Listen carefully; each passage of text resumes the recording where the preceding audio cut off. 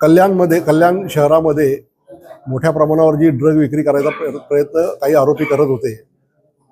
कल्याण zone 3 Thane शहर या ठाणे आयुक्तालय यांचे जे स्पेशल स्क्वॉड आहे त्या स्पेशल स्क्वॉडनी साहेबांच्या मार्गदर्शनाखाली एक मोठं रॅकेट पकडलेलं आहे, ज्याच्यामध्ये 9 किलो 768 ग्रॅम ब्राऊन शुगर पकडलेली आहे आणि ह्याच्यामध्ये 5 आरोपींना अटक केलेलं आहे.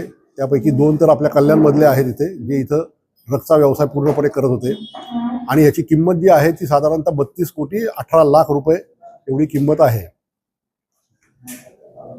ह्या 5 आरोपींपैकी जे 3 आरोपी आहेत त्यांच्यावरती एक अमजद पठाण म्हणून जो मुख्य ह्याच्यातला जो किंगपिन ज्याला म्हणता येईल त्याच्यावरती 20 गुन्हे दाखल आहेत. अगोदरचे पण 2 मोका दाखल आहेत.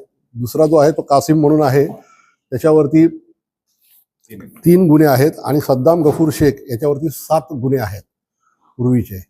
आणि ही जी मंडळी आहे ही नाशिकवरून ड्रग घेऊन यायची इकडे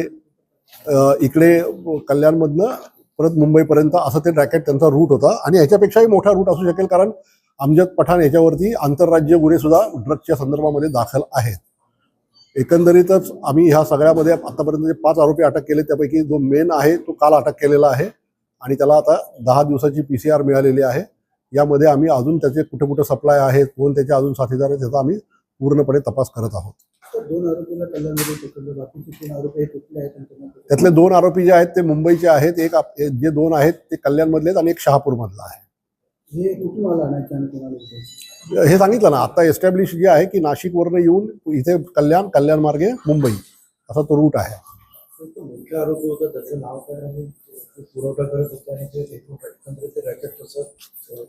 मी सांगितलं त्याप्रमाणे अमजद हा ह्या सगळ्यातला मुख्य आरोपी आहे.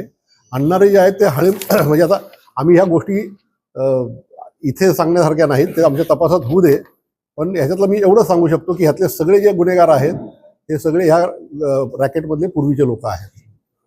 सगळ्यात मोठी कारवाई समजली आहे ही मला वाटतं की कल्याण आणि ठाणे शहरातली ही सगळ्यात मोठी कारवाई आहे.